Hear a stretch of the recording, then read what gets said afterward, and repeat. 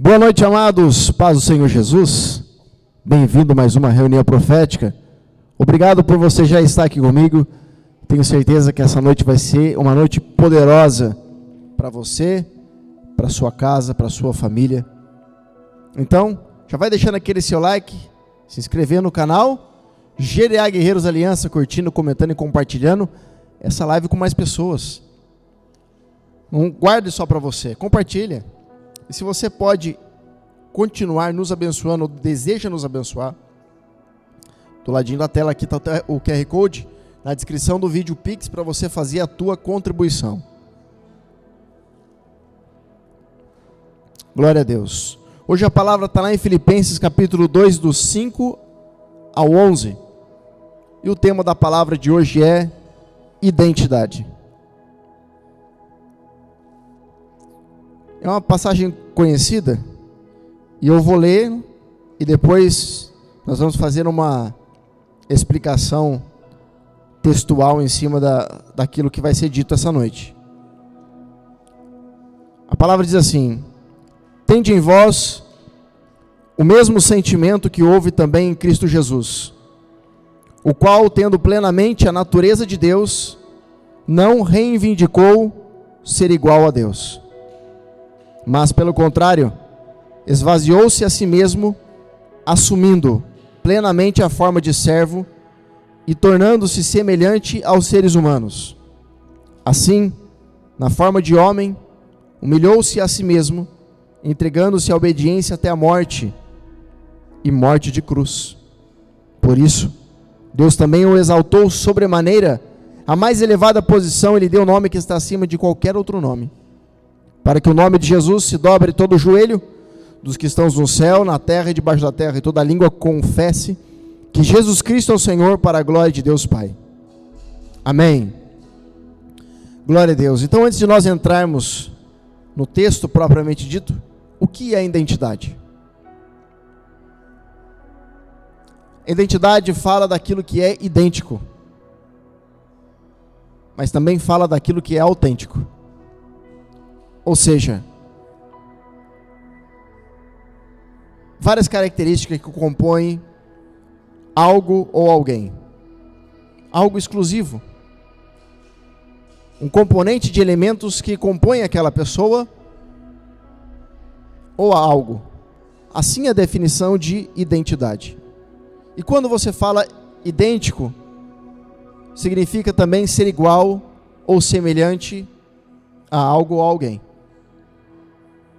Então a identidade, ela vai além do que simplesmente um documento de alguém, de uma pessoa. A identidade não está somente vinculada à pessoa no que se diz o nome dela, mas tudo aquilo que ela representa. Então, se você olhar a identidade de alguém, um documento, você não consegue compreendê-la ela num todo, porque a identidade hoje chamada pelo documento que nós temos não revela de fato quem ela é.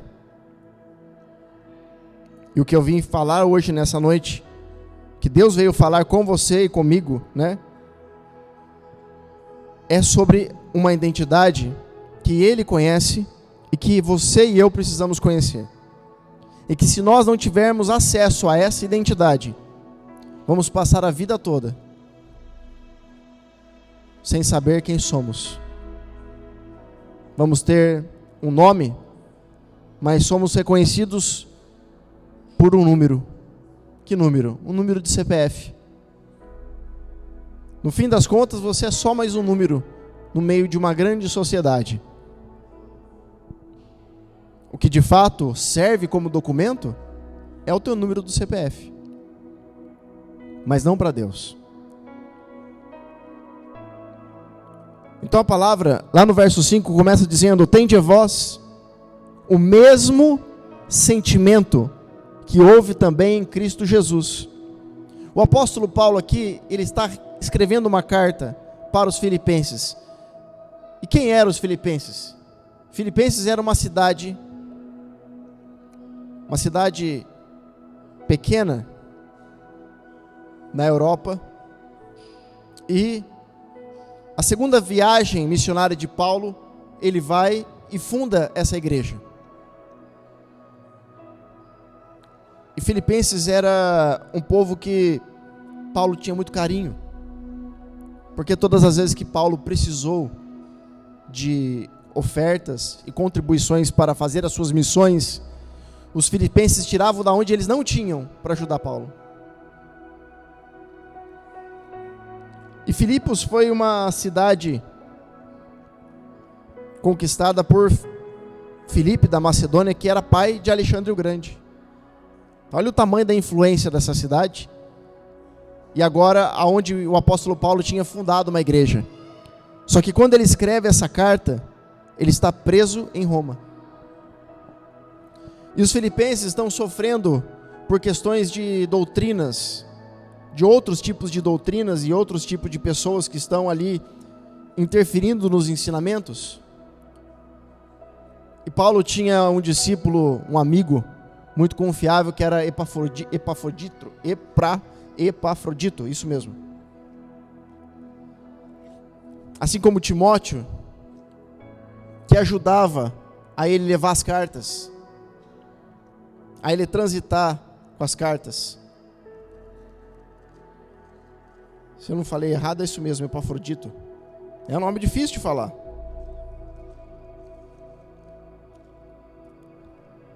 Epafrodito, isso mesmo, viu? Então é alguém que ajudava a levar as cartas de Paulo, carregava a mensagem. Talvez você não tenha a mensagem, mas talvez você é alguém que carrega a mensagem, que foi lhe dada. Tanto um como o outro, os dois têm a mesma importância para Deus. Talvez você nunca pense em ser um pregador, alguém que vai ministrar. Talvez você só seja um carteiro para entregar a mensagem.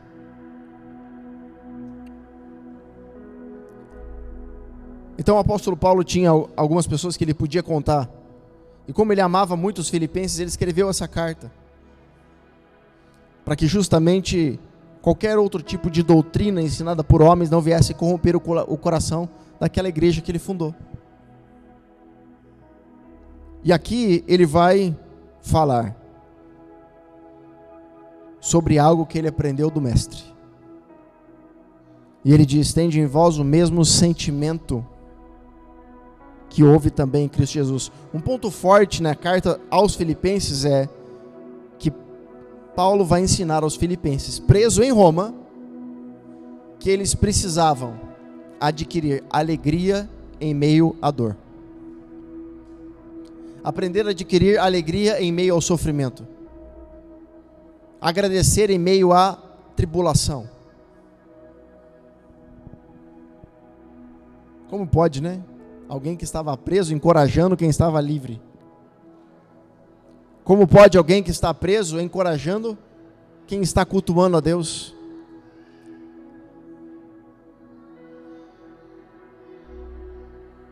E outra, encorajando em alegria. Como se ele estivesse no melhor dos mundos.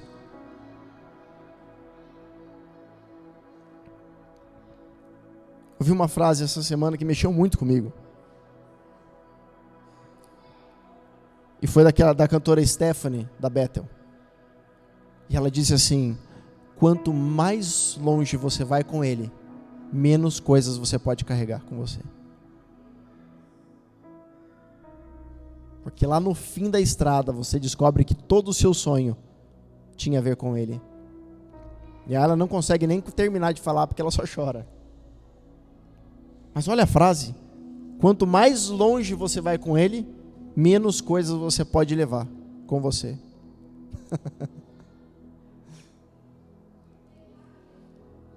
Então por isso que você tem que ver qual é o nível que você quer de relacionamento com ele. Porque quanto mais dentro desse relacionamento você está, mais estreito vai ficando. E aí, talvez as bagagens não passem mais. Talvez as malas não entrem. Talvez os recursos não entrem. Você fala assim, mas Jesus, espera aí, tem essa caixa aqui para passar. Eu não tenho outra, só tenho essa. E é só com essa caixa que eu prego. Ele vai falar, mas não cabe aqui. Você fala, mas eu vou pregar como? Ele fala, sem caixa, só com a voz. É muito perigoso quando a gente começa a adquirir recursos, porque nós tendenciamos a achar que chegamos a um nível de entendimento, quando na verdade não sabemos nada diante dele. Do menor ao maior, todos nós vamos um dia morrer e prestar conta com Deus. O pobre e o rico, para o mesmo lugar. O intelectual e o que não é intelectual, o sábio e o ignorante, todos vão estar diante dele. Não tem quem se sobressaia. Então o apóstolo Paulo vai dizer o seguinte: tende em vós o mesmo sentimento que houve em Cristo. Fala sentimento. O que é um sentimento? Para nós, humanos, sentimento é algo que você manifesta aqui dentro, na sua alma. Para Deus, sentimento é uma atitude no espírito. E se nós tentarmos entender o sentimento de Deus pelo sentimento da nossa alma, a gente sempre vai achar que Deus é de um jeito, quando na verdade Deus é de outro.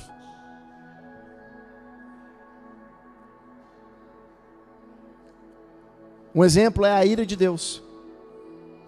Como que você imagina uma pessoa irada? Uma pessoa brava. Uma pessoa que não pode falar com ninguém, uma pessoa que qualquer coisa explode. É uma pessoa irada. Como que você imagina Deus irado? Bravão? A base do trono de Deus é a sua justiça e o seu amor. Então a justiça, ela dá a sentença, e a ira cumpre a sentença. Quando você não está na obediência. Quando você não obedece um princípio, a ira de Deus vem sobre você. Porque Deus é mau? Não, porque você descumpriu um princípio da lei. Mas nós não estamos na lei, estamos na graça. Não, mas a lei continua em vigor, porque Jesus disse que ele veio cumprir a lei. Então a lei continua. É que a lei trouxe a morte. A graça trouxe a vida.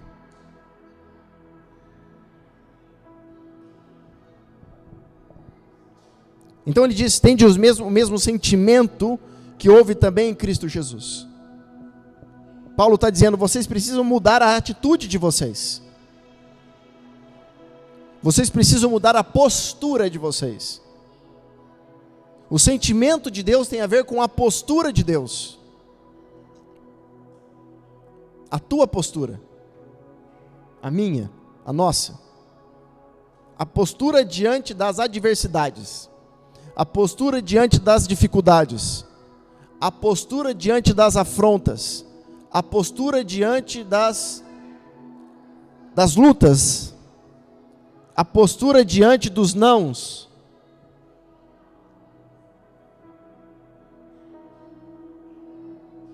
Como eu mencionei em reunião passada, eu falei assim que algumas pessoas vieram falar para mim, eu queria aprender com você, o que eu tenho que fazer? Eu falei, tem que seguir esses princípios. A pessoa não quis mais aparecer. Porque as pessoas acham que é difícil aprender os princípios. Posso dizer uma coisa? Quando você sentar na mesa para você aprender, sabe o que você vai descobrir? Que o difícil não é aprender. O difícil é desaprender aquilo que você sabe. E à medida que você vai sentando na mesa, você vai descobrindo que se você não desaprender aquilo que você já sabe, você não pode aprender o novo. Porque não tem espaço.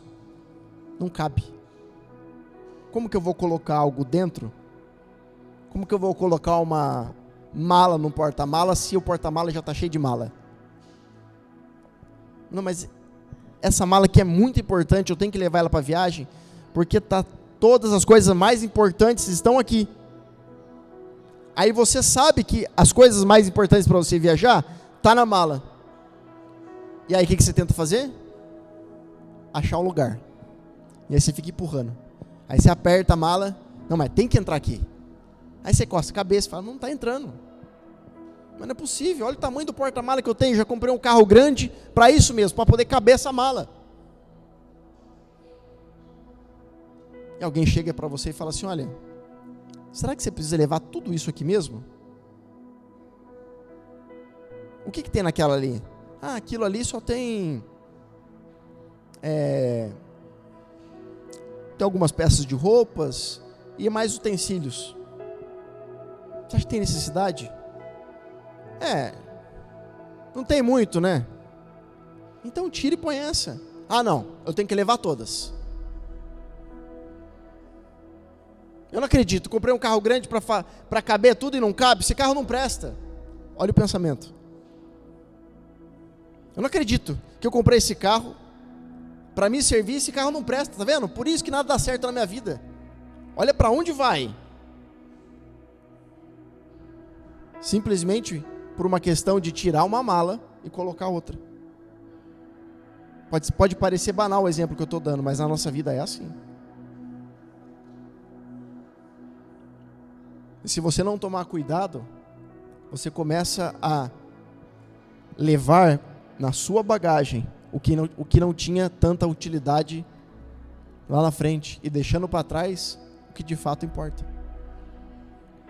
Então não foi a mala que ficou para trás, foi você que deixou a mala para trás. E quando nós não conseguimos compreender o que é a identidade, sempre vamos achar que o mundo está conspirando, ou pessoas ou situações contra nós, até entendermos que tudo que acontece na nossa vida tem a mão de Deus.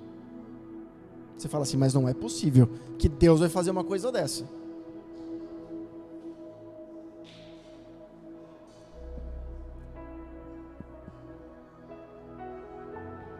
Hernandes Dias Lopes, que é um pregador famoso, ele falou assim, às vezes, se for necessário, Deus te castiga para não te perder.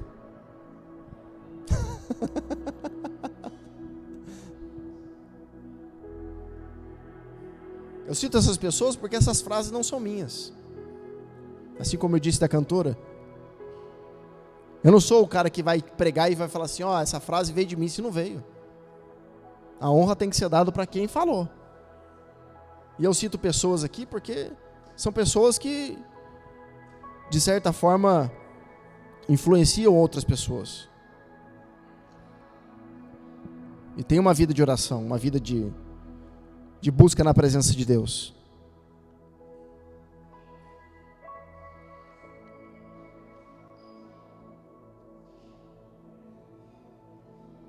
Então tende em vós o mesmo sentimento que houve também em Cristo Jesus.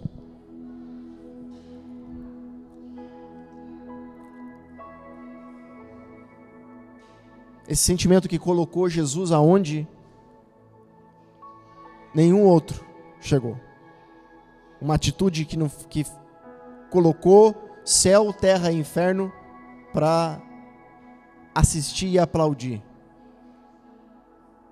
E por toda a eternidade louvar aquele que fez o que ninguém podia fazer. Então ele é o modelo. Paulo está dizendo assim, ele é o modelo de uma identidade que Deus quis nos ensinar. O qual, tendo plenamente a natureza de Deus, fala a natureza de Deus, não reivindicou ser igual a Deus. Como assim a natureza de Deus? Sabe o que é a natureza? A natureza fala de vários componentes, vários elementos e características que formam algo. Opa, parece que eu já falei a definição disso.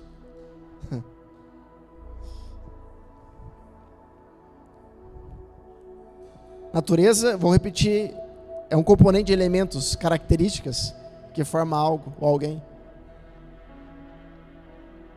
Tendo a mesma natureza de Deus, não reivindicou ser igual a Deus. Por quê? Não reivindicou ser igual a Deus. Porque quem é, não precisa provar que é. Aprende algo. Todo mundo que fala que é ou que não é, é porque é. Se eu te falar algo e você se doer por isso, fala assim, não, mas eu não sou assim não. É. Porque se você não se doesse, você não precisava falar.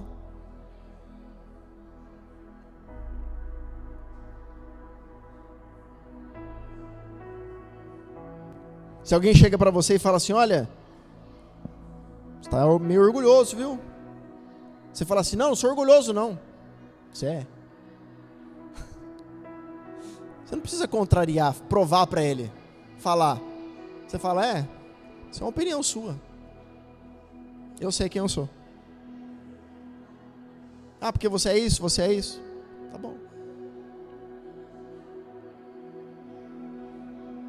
Então ele não reivindicou porque quem é não precisa reivindicar ser. Ele já é. E Deus nessa noite quer nos levar ao entendimento de quem somos. Porque uma vez que nós entendemos quem somos, não vamos precisar mais reivindicar o que temos.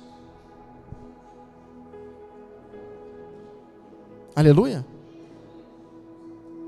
Quando eu não reivindico o que eu quero ter, e eu entendo quem eu sou, eu simplesmente assumo o território porque já foi me dado. Eu sei quem eu sou. Eu sei para que eu fui chamado.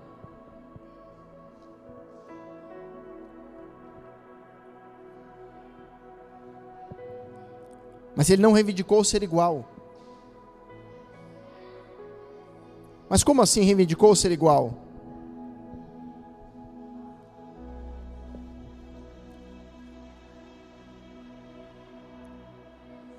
Quando a palavra diz que identidade é idêntico, significa igual, ele já era.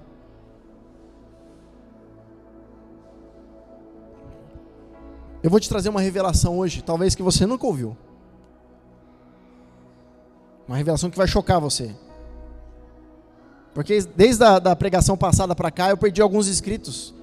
Eu sabia que eu ia perder por causa daquilo que eu preguei sobre oferta. Não tem importância. Eu não estou aqui para conquistar inscritos, não. Diferente de alguns pregadores que querem fazer para ganhar ibope. Eu não quero ibope, não, filho. Quero que a palavra chegue aí, aquilo que é a palavra da verdade.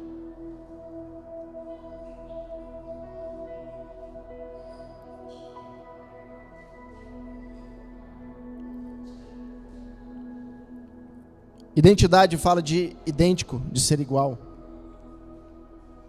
Eu vou te falar que Deus, quando nos criou você, Ele fez para ser igual a Ele. O homem já era igual a Deus, na sua semelhança. Deus criou, e nós vamos ler isso posteriormente, a sua imagem e semelhança. Então, na verdade, nós não precisamos nos tornarmos, nós precisamos deixar de sermos o que achamos que somos, por aquilo que fazemos. Então, sabe o que a Bíblia me ensina? Que à medida que eu ando com Jesus, eu vou deixando no caminho tudo que eu acho que era importante para mim, e eu dava prioridade para aquilo. E à medida que eu vou caminhando com Ele, os valores e as prioridades, elas vão mudando.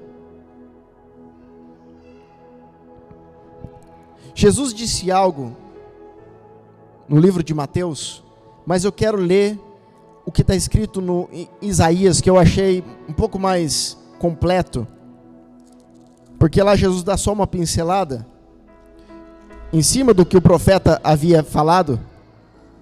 Isaías 29:13, que diz assim, eis que assim declara o Eterno.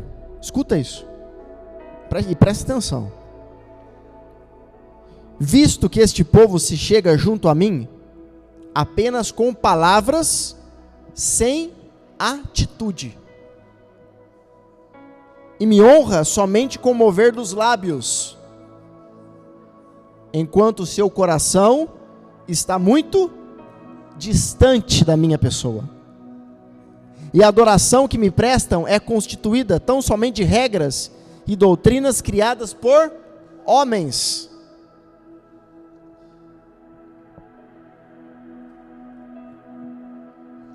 Volta lá no verso 5 de Filipenses, capítulo 2. Tende em vós o mesmo sentimento. Ele está falando assim, sabe o que precisa mudar? Para Deus ouvir a tua oração? Atitude.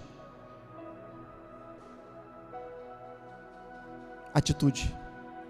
Porque se você não tiver atitude, você vai falar, você vai falar, você vai falar e nada vai acontecer. Tudo nessa vida é atitude. Fala, tudo nessa vida é atitude. Até com Deus. É engraçado porque as pessoas não acreditam muito no sobrenatural, não é verdade? Elas não acham que vai cair uma pedra do céu, diamante. Elas não acham que vai parar o sol e a lua. Como hoje, o rapaz veio arrumar aqui a igreja telha e falou assim, hoje tá complicado, viu? Vai chover. Eu falei, não vai chover. Não, mas se Deus quiser que chova, nem a oração vai parar. Eu falei, não. Se eu falar que não vai chover, não chove segundo a minha palavra, porque é isso que o profeta faz. Fez até sol.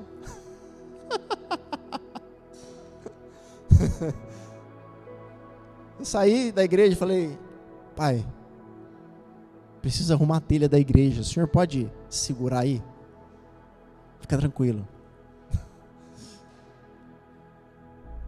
Então o sobrenatural eu entendo que é difícil de acreditar. Mas quando chega na hora de executar e viver com atitudes as palavras, aí eu quero usar o sobrenatural. Não vou fazer porque Deus vai fazer. Olha para você ver. Ah, não vou na igreja, eu assisto aqui de casa pelo YouTube. É a mesma coisa. Eu postei um vídeo essa semana de um cara falando sobre o Neymar, um pregador falando. Ele falou que conhece tudo sobre o Neymar. Aí ele falou, você pode conhecer quantos gols ele fez, quantas copas ele jogou, quantos times quanto que ele ganha, sabe tudo. Você é um fã. Bate na porta da casa dele e vê se ele abre para você. Saber tudo sobre alguém não significa ser amigo daquela pessoa.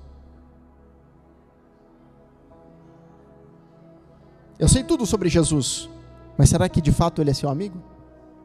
E a amizade você não consegue desenvolver através de internet. Você precisa de proximidade. Você precisa de relacionamento.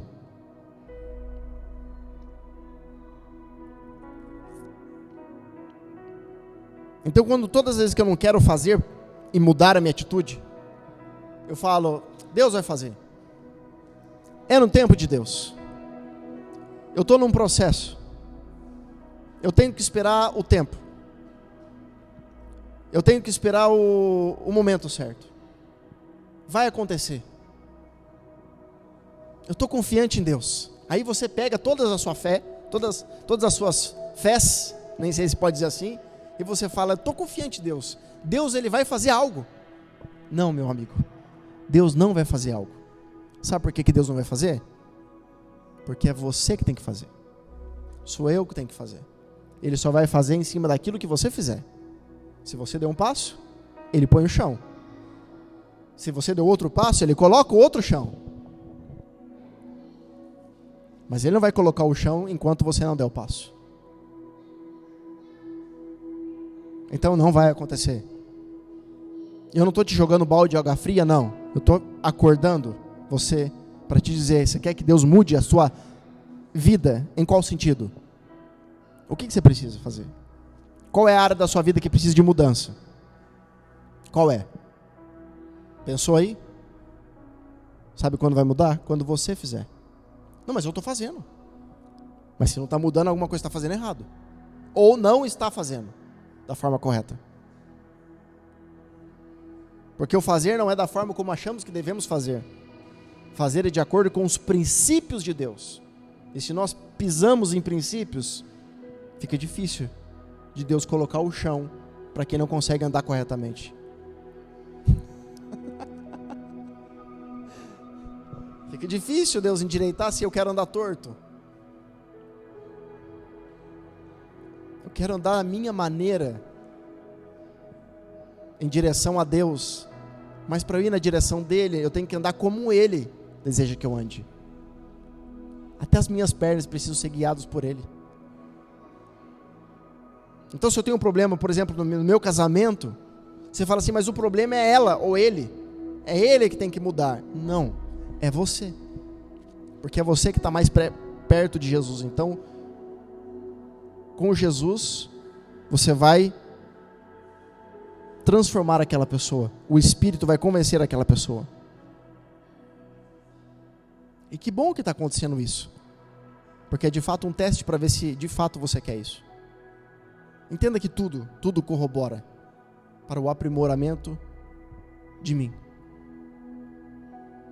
Eu sei que é difícil às vezes porque nós ficamos cansados. E é por isso que eu estou aqui para dizer que Deus tem uma palavra para ti. Dizendo, você precisa entender a sua identidade. Para não ser como muitos que falam, mas não executam.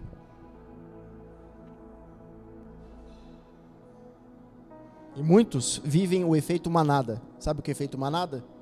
Tá todo mundo indo, vai também.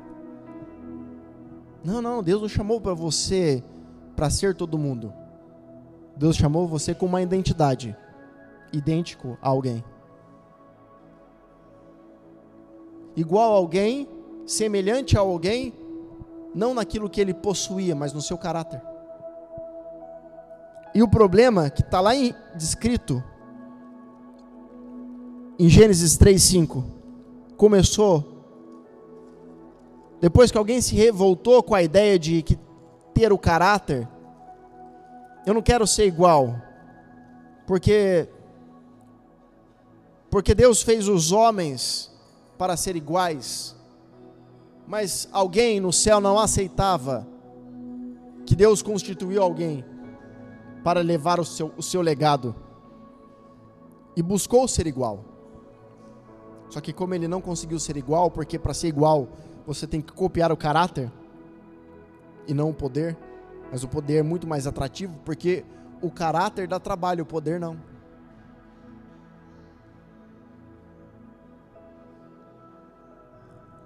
O cantor Juliano Som deu uma declaração no podcast pro Jesus Cop, falando assim: o homem não foi feito para receber a glória. O homem não suporta a glória. O homem não suporta o corpo do homem. O homem não foi feito para receber glória.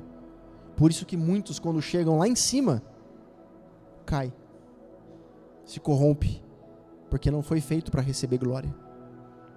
Só tem um que consegue receber glória. Só tem um que é digno de receber glória. Uau! E alguém revoltado com isso, já que não consegue mexer no caráter do Criador, vai então tentar corromper aquele que ele criou. Em Gênesis 3:5 a palavra vai dizer o quê? Ora, Deus sabe que no dia em que dele comerdes, vossos olhos se abrirão e vós, como Deus, sereis conhecedores do bem e do mal. Quem estava falando isso? Essa frase de quem? Satanás. Ele vai falar isso para Eva, dizendo: olha, Eva, sabe por que ele não quer que você coma do fruto? Porque vocês vão ser como Deus, quando na verdade eles já eram como. Eles já eram como. Só que sabe o que Satanás estava tentando colocar? Da mesma forma como eu falei para vocês que da importância de colocar uma bagagem e levar, e às vezes você não consegue levar porque está pesado demais. Às vezes você já colocou algo que não tinha utilidade. Assim Satanás estava fazendo com Eva, oferecendo para ela uma bagagem que não tinha necessidade dela carregar, e que pelo contrário, ia afastar. Ele estava falando o quê? Da mesma forma como eu me corrompi pelo poder e eu não tenho caráter, eu vou corromper você também. Para que você foque nas coisas, em ter as coisas. Ter o poder que Deus tem de conhecer o bem e o mal. Porque você vai ver na palavra, em Isaías 45, 7,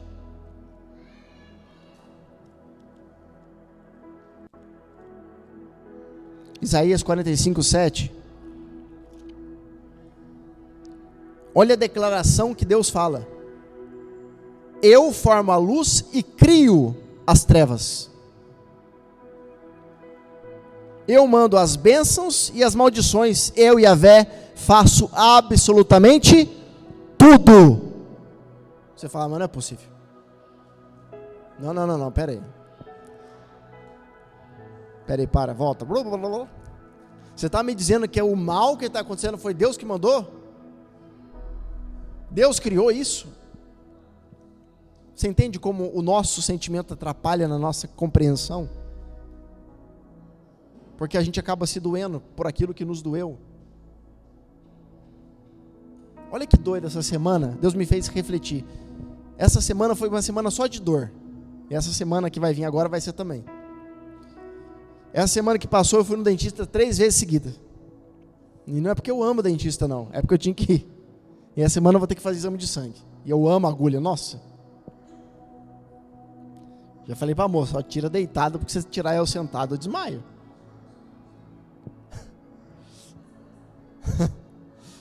Aí ela tinha que fazer o procedimento e ela falou, olha, eu vou fazer essa anestesia na sua boca e ela dói. E dói muito. Aí eu, com a boca lá, e Deus falando, eu falei, não, peraí, o senhor não podia escolher outra hora para falar? Mas tem que ser agora. E olha que coisa curiosa, ela ia fazer um procedimento na boca, ia doer, só que para não sentir dor, teve que doer.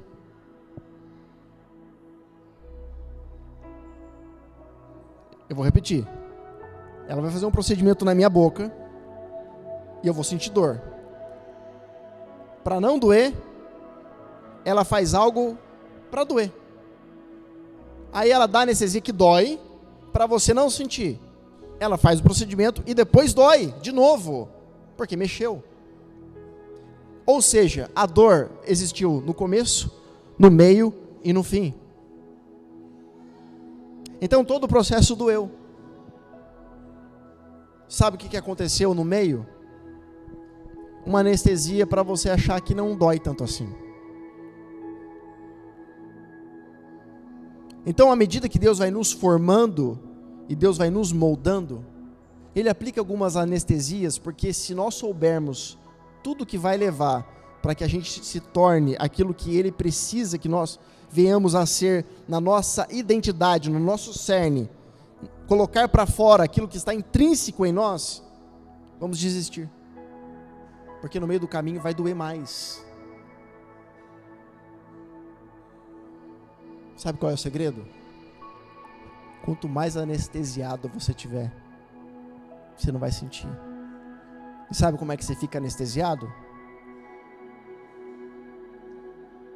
Você deixa aquele que está cuidando de você aplicar, ainda que doa a anestesia. Porque quando isso entrar em você, e à medida que você for recebendo isso, você vai passando pelo processo sem sentir dor.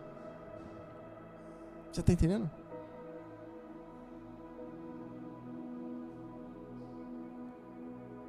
Eu não sei se você já teve essa sensação de buscar tanto a presença de Deus, que você fica anestesiado. Você fica assim, ó. A vontade que dá é de você não sair disso, você não quer vir embora. Você fala, deixa eu aqui. Principalmente se você vai para outro plano. O segredo é manter isso. Como manter isso? Se a vida não deixa. Como manter isso se o mundo não deixa? Será que não deixa mesmo? Deixa eu te ensinar uma coisa que eu falei ontem. Olha, Satanás, ele tenta te derrubar, sabe como? Te impressionando com o volume do peso da luta. E desde muito cedo eu aprendi uma coisa: a me apegar no pequeno que ele faz. Às vezes Deus, ele te dá um plastiquinho, bem pequeno. E o inimigo vem com aquela avalanche. E você olha, a tendência de olhar para aquilo que está vindo grande é muito mais evidente daquilo que um plástico pequeno faz. Mas você conhecendo Deus e conhecendo Satanás, quem tem mais poder? Deus. Mas por que você olha a força de Satanás e dá mais atenção para ele, sendo que você sabe que Deus tem mais poder? Porque a gente, nossos olhos, se corrompe pelo tamanho. E é isso que ele está tentando ensinar para Eva, corrompendo pelo poder. Mas quando Deus nos ensina o que é identidade no caráter, o volume não te afronta mais, porque você sabe de quem você é filho. Você entende? Você conhece aquela pessoa. É a mesma coisa alguém vir falar do seu marido, do seu filho, mal para você, você fala assim: peraí, eu sei quem ele é.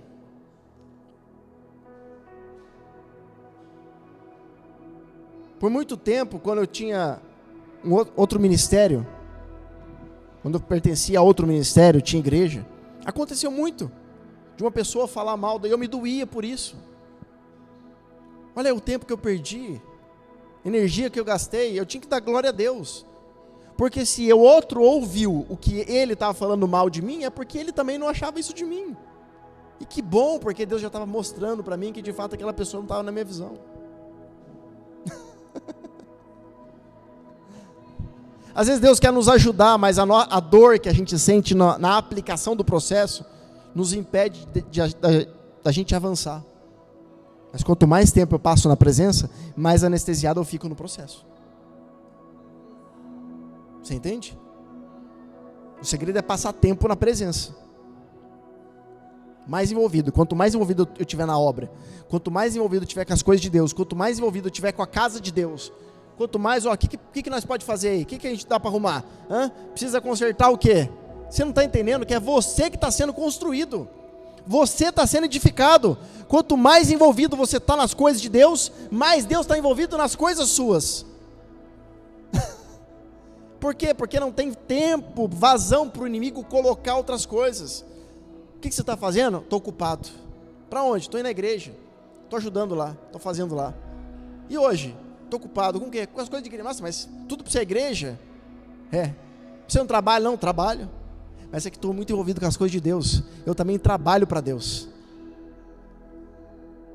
Até no meu trabalho eu glorifico a Deus. E meu trabalho é para glorificar a Deus. Porque tudo tem que apontar para Ele. E aí o inimigo não vai achando tempo.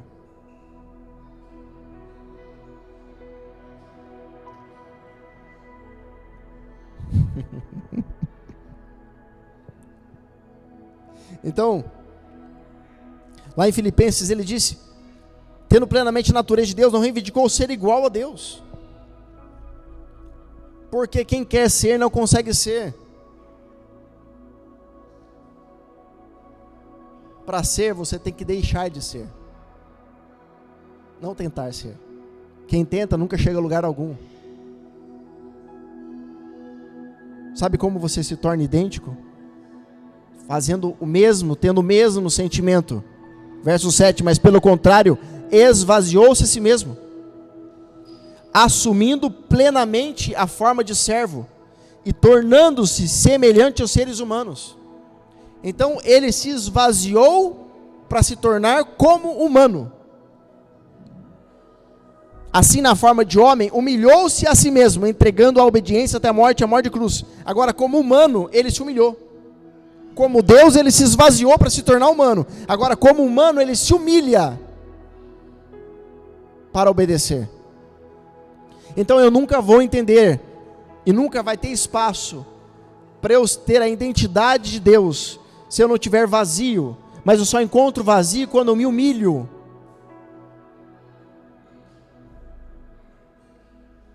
Você entende o que eu estou dizendo? ele, como Deus, se esvaziou para se tornar humano. E como humano, ele se humilhou para obedecer. Então eu nunca vou entender quem eu sou, o vazio, para Deus morar em mim, se eu não me humilhar como humano, para compreender o que é Deus dentro de mim.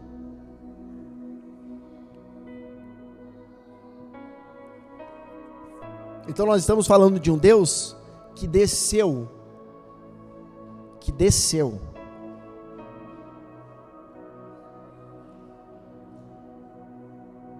para trazer ao homem o reflexo do que é de fato a identidade que Deus espera, como homem.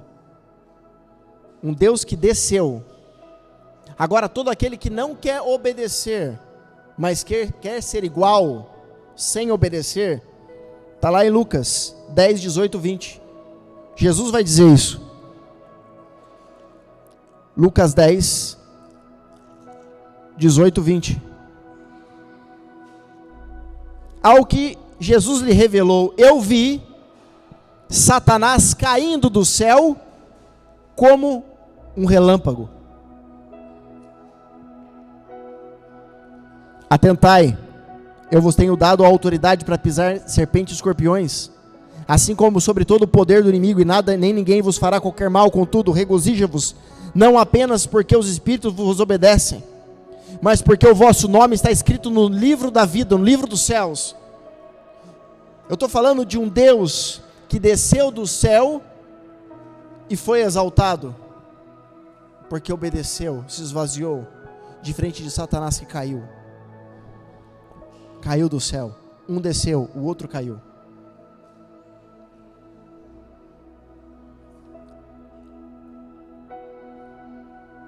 Então, se você não se humilhar para criar, dar espaço para existir o vazio, para Deus trazer a identidade sua à tona através daquilo que Ele quer, você vai cair. Todo aquele que não se humilha, cai. Porque quem humilha, desce. Quem não se humilha, cai. E não cai porque tropeça.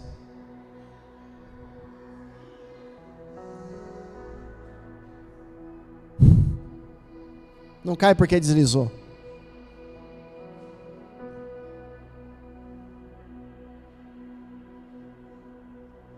Cai porque quis andar com as suas pernas. Cai porque não se humilhou.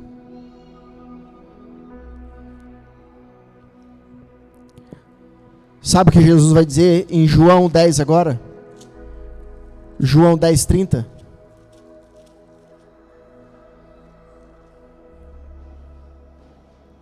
Eu e o Pai somos um. Meu Deus, essa declaração aqui é muito forte. Eu e o Pai somos um.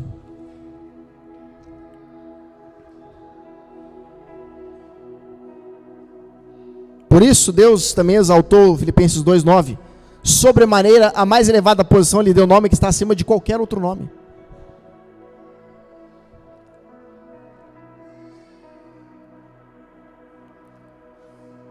Então, quando Deus fez o homem, Ele fez o que? A sua imagem e semelhança. Gênesis 1, 26, 28. Eu guardei o ponto forte da palavra para o final.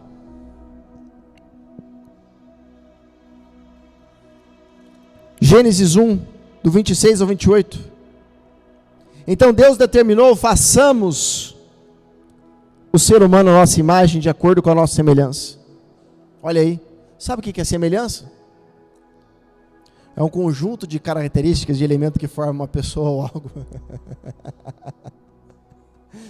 Sabe o que Deus estava criando dentro do homem? Identidade. A sua imagem e semelhança, estava colocando no homem a identidade de Deus. E Satanás agora vai dizer para Eva que eles poderiam ser como Deus. Eles já eram. Eles não precisavam ser. Sabe o que o Talmud fala? Que quando os anjos, depois que Deus criou o homem, os anjos olharam para o jardim do Éden, não conseguiam discernir quem era Deus e quem era o homem. Olhou e falou assim: mas tem dois deuses andando? Porque Adão brilhava.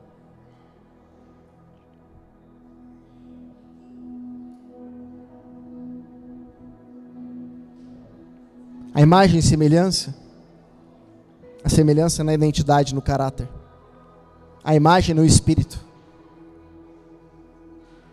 As pessoas acham que imagem e semelhança é nariz, dois olhos, boca, né? Não. A imagem é espiritual, a semelhança é no caráter. Dominem sobre ele os peixes, as aves do céu, os grandes animais, todas as feras da terra, sobre todos os pequenos seres viventes que se movem rente ao chão. Deus, portanto, criou o ser humano, a sua imagem, a imagem de Deus criou, macho e fêmea os criou. Deus o abençoou, ele ordenou: sede férteis e multiplicai-vos, sujeitai toda a terra, dominai sobre os peixes, as aves do céu e todo animal que esteja sobre a terra. Então Deus criou o homem. Deus criou o primeiro, o Adão, colocou nele a identidade, colocou nele a imagem do Espírito. E aonde está a nossa identidade agora?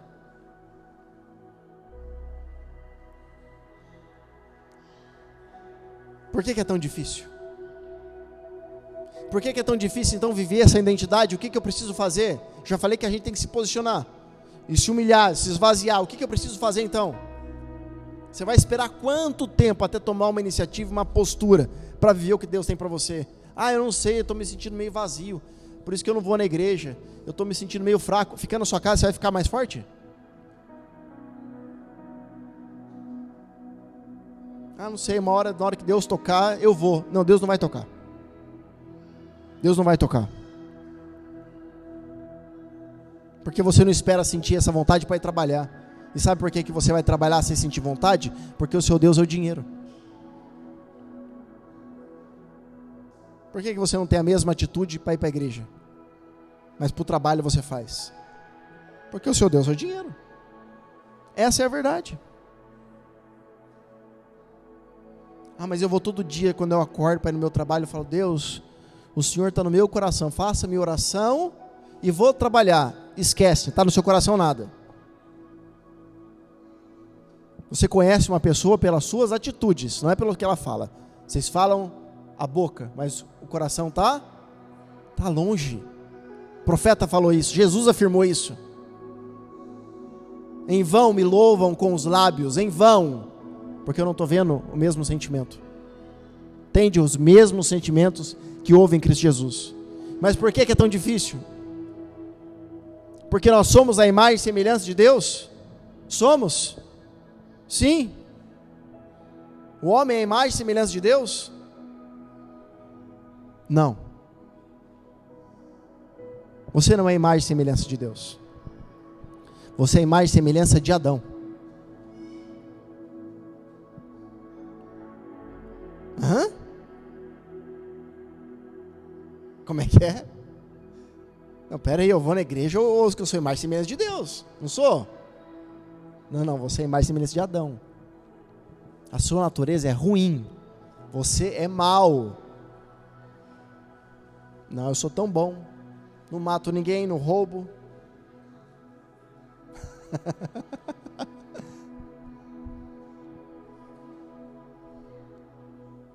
E agora?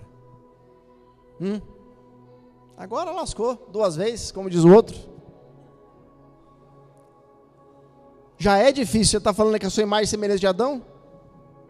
E para piorar, a palavra vai dizer em Romanos, que não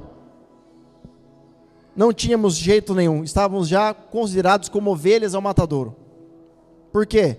Porque somos imagem e semelhança do pecado. Enquanto não tinha lei, ninguém sabia o que era pecado.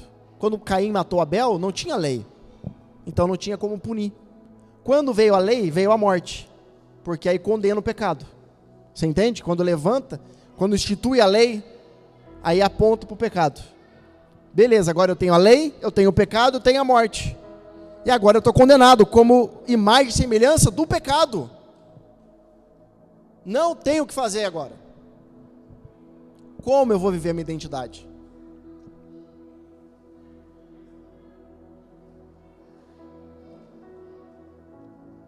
Então Deus arrumou essa situação para aqueles que de fato têm sede e fome. O que é sede e fome? É aqueles que também são pecadores, mas diferente de todos, querem se chegar a Deus. Todos, olha para mim, todos. Você vai receber essa palavra. Agora eu estou debaixo do manto profético. E você vai receber essa palavra. Todos nós, todos, escuta, olha para mim. Todos nós somos trapos de imundícia diante dele. Não acha que porque você está na igreja, você está orando 200 horas por dia, que você vai para o monte, você faz jejum, campanha, você viaja, você vai, não sei para onde. Trapo de imundícia diante dele. Todos nós, todos. Olha para mim, não tínhamos jeito. Somos semelhanças e imagens do pecado, deformados. Como Isaías fala que olharam para a cruz e não deram caso nenhum dele. Como quem queria esconder o rosto. Porque foi maltratado. Foi desconfigurado. Mas é aqueles que têm fome e sede, aqueles que querem, têm o mesmo sentimento, não vai ter a chance, não vai ter a oportunidade? Tá, Deus, eu entendi que eu sou pecador. Eu entendi que eu sou um trapo de imundícia. Eu entendi que eu sou o pó da terra. Mas eu também entendi que se eu quiser, eu posso viver essa identidade em mim. Eu entendi que eu também posso, se eu quiser, viver isso. Só não sei como. Eu sei que eu posso porque a tua misericórdia é infinita. Só não sei como. Como? Me fala aí. Como acessar esse caráter e trazer ele para fora? Tem um jeito? Humilha, esvaziar? Não tinha jeito na terra, não tinha! Não tinha jeito na terra!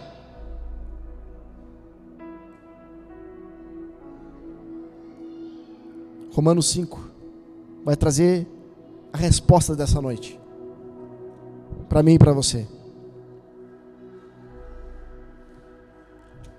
Romanos 5, do 15 ao 17.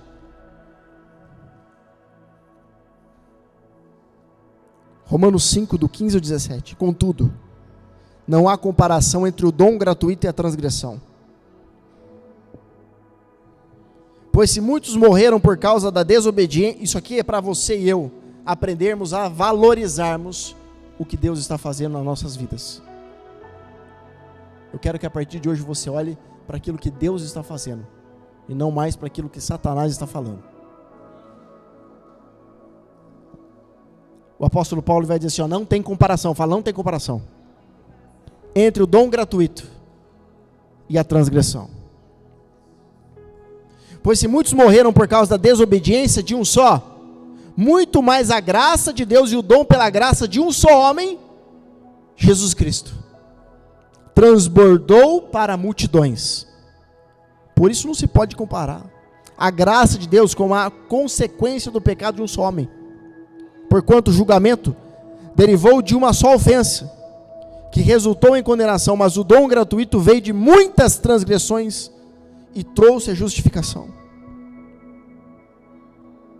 Pois se pela transgressão de um só homem a morte reinou por meio desse, muito mais os que recebem de transbordante provisão da graça e o dom da justiça reinarão em vida por intermédio de um único homem, Jesus Cristo. E sabe quem ele é? O segundo Adão. E diz que todo aquele que aceitá-lo não será mais alma vivente, será espírito vivificante. Porque ele trouxe para nós a chance de termos uma identidade.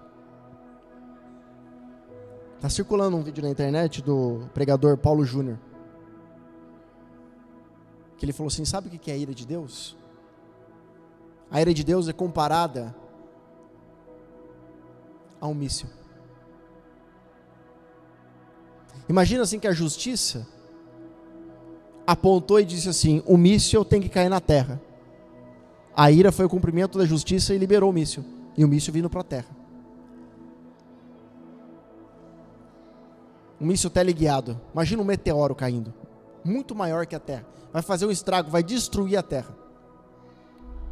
E está vindo. A ira está descendo. Está descendo, vai destruir a terra. No meio do caminho, um muro se levanta. E quando esse muro se levanta entre o míssil e a terra, o que vai acontecer? Ele vai bater no míssil. O míssil vai bater no muro e vai explodir e não vai cair na terra. Mas a pergunta é, o que acontece com o muro? Ele estilhaça. Então, a ira de Deus vinha sobre nós. E Jesus simplesmente se colocou entre a ira e nós. Porque a pergunta do pastor Paulo Júnior foi: quem matou Jesus? Quem matou?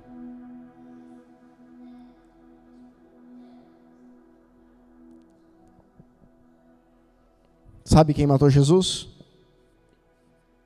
Deus. O Pai matou o Filho.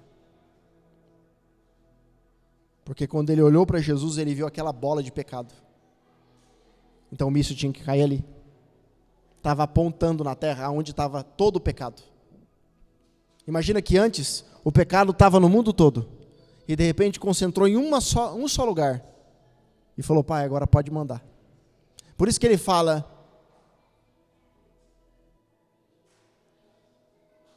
Deus meu, por que me desamparaste?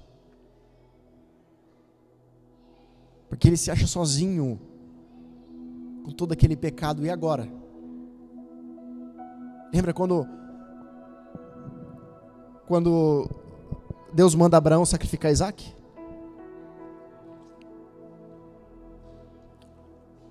Você sabe que no domo da rocha, a pedra de fundação, a pedra fundamental, aonde está a mesquita muçulmana, ali tem um portal. Dizem que tem um portal entre os mundos, do céu, terra e inferno.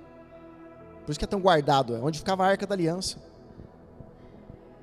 Mas a Arca da Aliança, aquele lugar não trazia só a presença de Deus. Bom, enfim, vai entrar Salomão e vai longe. Mas aquele mesmo lugar, onde a gente vê aquele ato de Abraão e sacrificar Isaac, Deus não deixou. Porque Deus nunca foi a favor. Isso vai contra os princípios. Só que a palavra diz que Ele amou o mundo de tal maneira. Sabe o que João quer dizer com tal maneira? Quando João escreve que Deus amou o mundo de tal maneira, ele não achou palavras para descrever esse amor. Tal maneira. Eu vou escrever isso aqui porque é um amor que eu não sei explicar.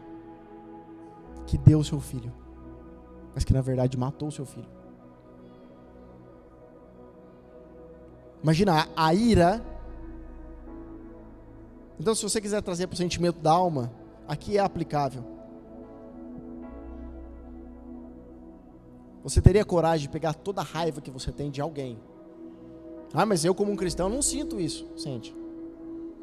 Toda a raiva que você sente de alguém e você descontar no seu filho por algo que ele não fez.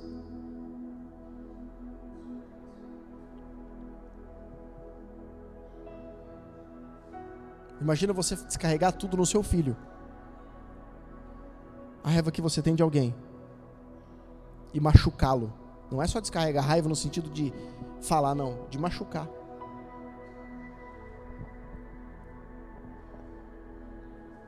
E ele vai falar assim: pai, mãe, por que você está batendo em mim?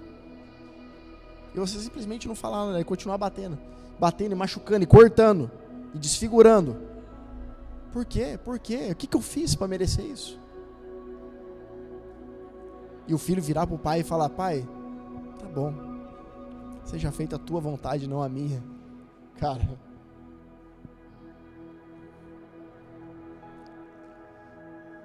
Se tem algo que rasga o coração, é isso aí. Porque ele fala, faz. Seja feita a tua vontade. É uma identidade que entende que o propósito do Pai está acima.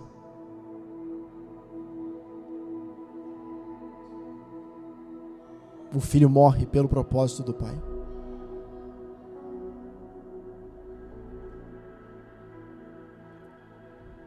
Só que no terceiro dia,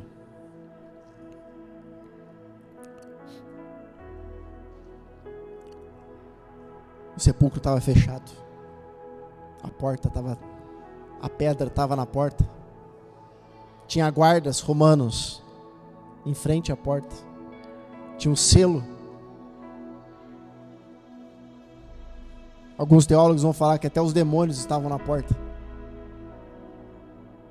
Ele não pode sair de lá. A gente não acredita nesse Jesus não, mas vai que ele sai.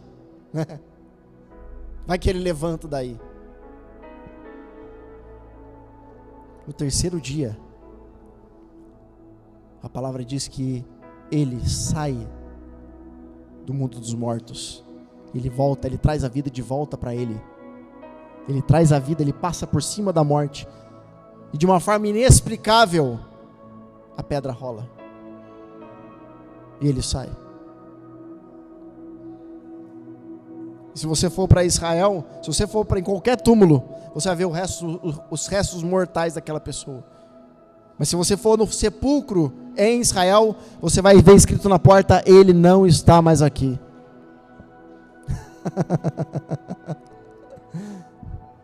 Você entende que mesmo diante de tudo, não tem, olha para mim, não tem nada nesse mundo que você faça de tão grave que não tenha jeito. Porque antes de você fazer, e eu, já estávamos condenados. Você entende? Então ninguém pode condenar você. Porque nós já estávamos condenados, sem ter feito absolutamente nada. Mas por causa do Filho, temos acesso ao Pai. E a uma identidade que só Ele pode nos dar. Amém? A palavra dessa noite, identidade.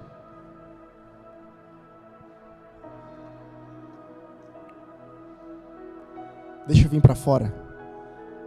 Deixa vir para fora quem Deus te chamou para ser. E não viva mais uma vida de migalhas. Eu tenho certeza que depois dessa palavra você vai repensar e entender que Deus te ama tanto que deu o seu Filho para que você hoje tivesse a oportunidade de fazer diferente. Amém? Glória a Deus. Obrigado por você ter ficado comigo mais essa noite, mais essa reunião profética. Sela essa palavra com a tua oferta.